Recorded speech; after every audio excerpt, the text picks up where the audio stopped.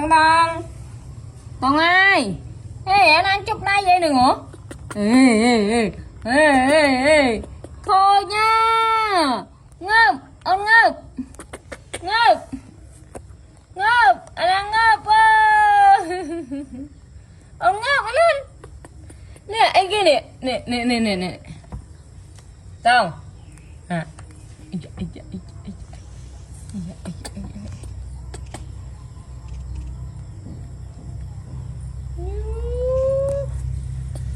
cười chuồn quá cười chuồn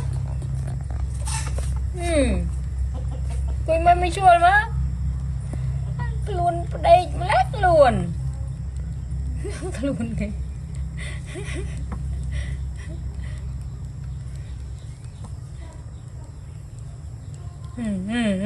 à tao luôn tuần lại hả à tao luôn tuần lại ha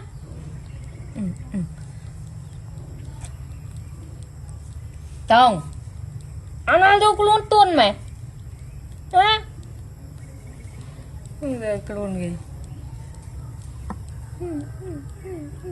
nặng lên nhỉ nặng lên nha em ơi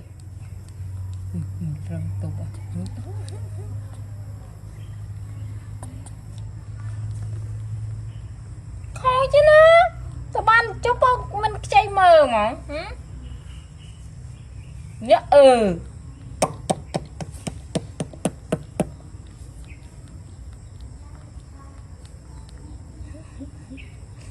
khôi nó hả môi nó hả là khôi rồi thành chục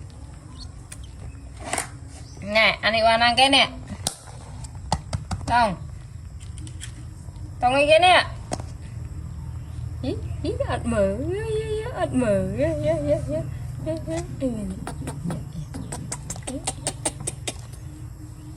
chết không con này ấy kia đứng không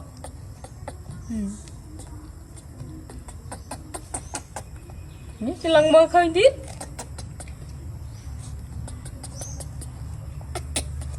ắt miền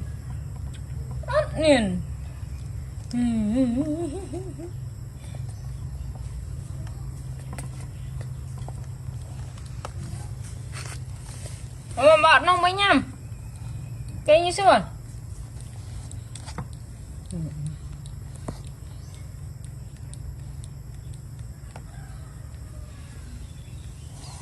Tông nó khối nha Tông nó nha Tông này lấy thành chút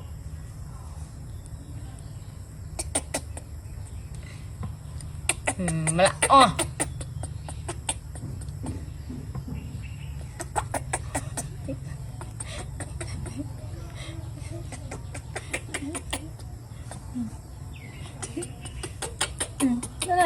nè nhắm mắt xin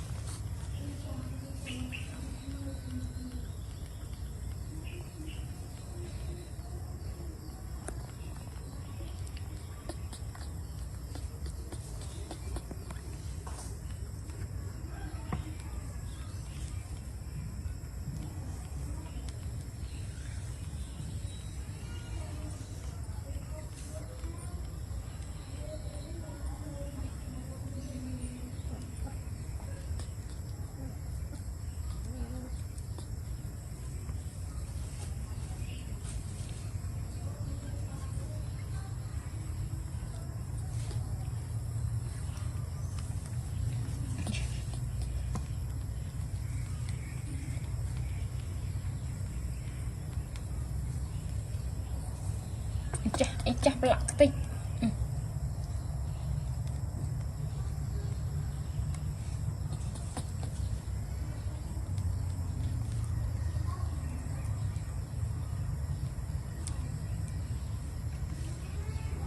chuyện này trên thế một lặng áo tích quá hết cái này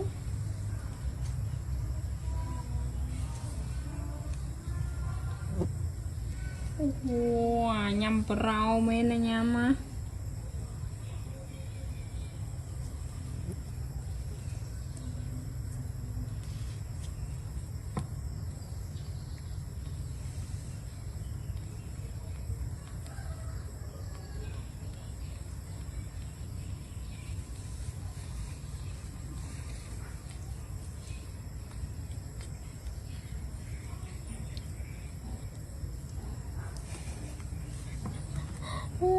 Một anh em lại mắm đấy ơi.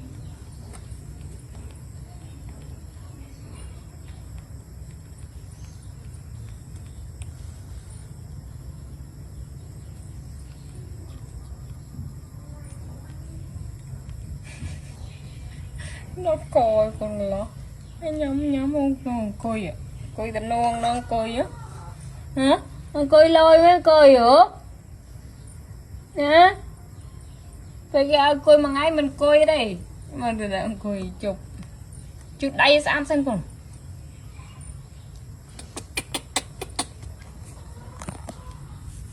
Xem mà. Chút mắt chút coi sao xem.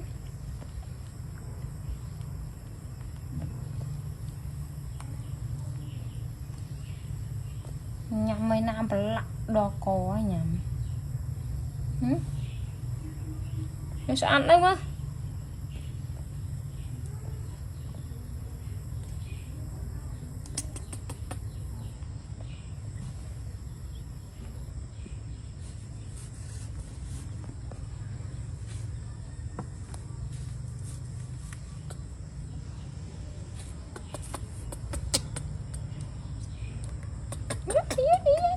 Tuh.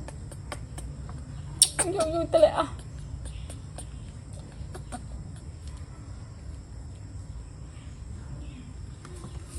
Coi chậm rồi.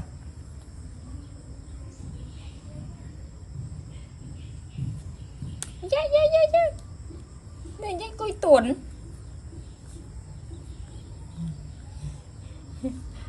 Ây da. Trên coi ơi.